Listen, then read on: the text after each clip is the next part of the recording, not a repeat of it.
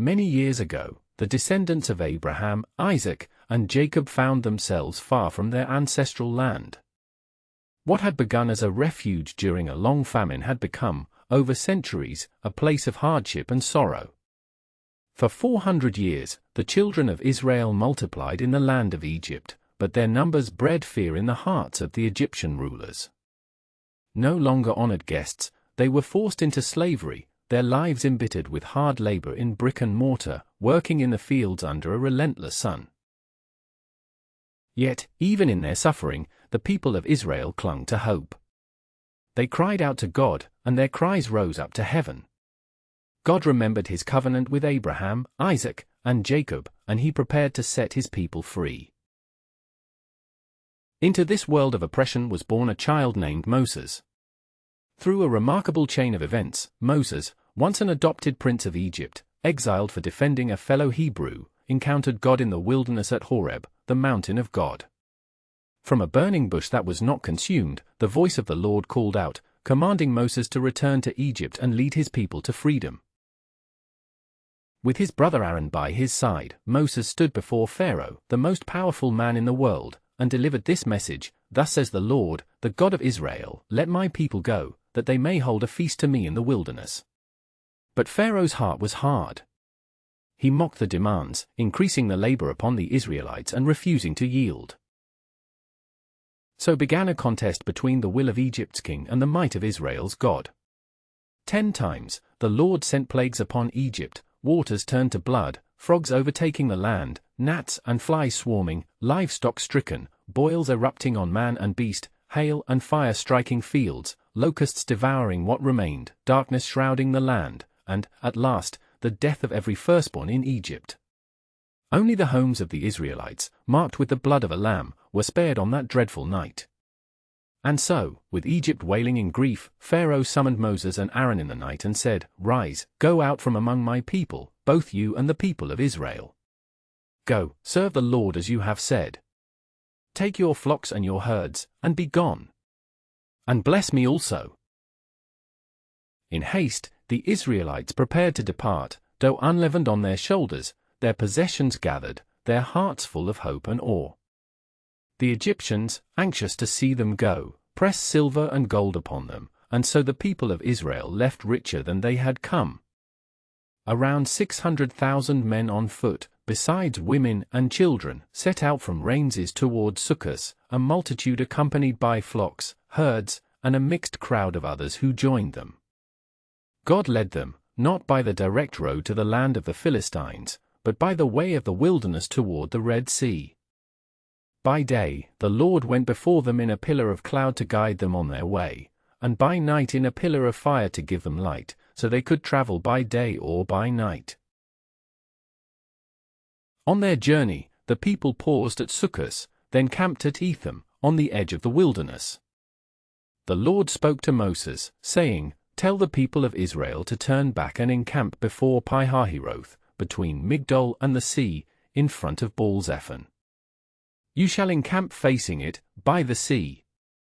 There, on the shore, they waited, hemmed in by wilderness on one side and the waters of the Red Sea on the other.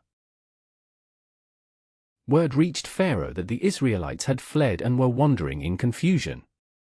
The king's heart, and the hearts of his officials, turned again. "What is this we have done, that we have let Israel go from serving us?" Pharaoh harnessed his chariot and summoned his army, 600 choice chariots, and all the chariots of Egypt, with captains over each. With horses, chariots, and troops, Pharaoh pursued the Israelites, drawing near as they camped by the sea. The people of Israel saw the dust of Pharaoh's army rising, the chariots thundering closer, and their courage failed. They cried out to Moses, "Is it because there are no graves in Egypt that you have brought us to die in the wilderness? What have you done to us, bringing us out of Egypt? Did we not say to you in Egypt, 'Leave us alone, that we may serve the Egyptians'? For it would have been better for us to serve the Egyptians than to die in the wilderness." But Moses answered the people, "Fear not, stand firm, and see the salvation of the Lord which he will work for you today. For the Egyptians whom you see today, you shall never see again. The Lord will fight for you, you have only to be silent." The Lord said to Moses, "Why do you cry to me? Tell the people of Israel to go forward. Lift up your staff, and stretch out your hand over the sea, and divide it, that the people may go through the sea on dry ground. And I will harden the hearts of the Egyptians so that they shall go in after them, and I will get glory over Pharaoh and all his host." Then the angel of God, who had been going before the hosts of Israel, moved and went behind them. The pillar of cloud shifted from before them and stood behind, coming between the camp of Egypt and the camp of Israel. The cloud brought darkness to one side and gave light by night to the other, so neither camp came near the other all night. Moses stretched his hand over the sea, and the Lord drove the sea back by a strong east wind all night, turning the sea into dry land. The waters were divided, and the Israelites went into the midst of the sea on dry ground, the waters a wall to them on their right hand and on their left. In the gloom of the pre-dawn, Pharaoh's chariots pursued after them into the heart of the sea. As the Egyptians followed, the Lord looked down from the pillar of fire and cloud upon the host of Egypt and threw their forces into confusion. He clogged their chariot wheels so that they drove heavily, and the Egyptians cried, "Let us flee before Israel, for the Lord fights for them against Egypt." Then the Lord said to Moses, "Stretch out your hand over the sea, that the waters may come back upon the Egyptians, upon their chariots and upon their horsemen." As the sun began to rise, Moses stretched out his hand over the sea, and the waters returned to their place, covering the chariots, the horsemen, and all the host of Pharaoh that had followed them into the sea. Not one of them remained. But the people of Israel walked on dry ground through the sea, with the waters as a wall to them on their right hand and on their left.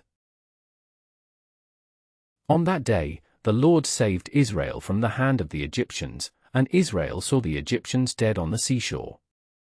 When the Israelites saw the great power that the Lord used against Egypt, the people feared the Lord and believed in him and in his servant Moses. Then Moses and the people of Israel sang a song to the Lord, saying, "I will sing to the Lord, for he has triumphed gloriously, the horse and his rider he has thrown into the sea." Miriam, the prophetess and sister of Aaron, took a tambourine in her hand, and all the women followed her with tambourines and dancing. And Miriam sang to them, "Sing to the Lord, for he has triumphed gloriously, the horse and his rider he has thrown into the sea."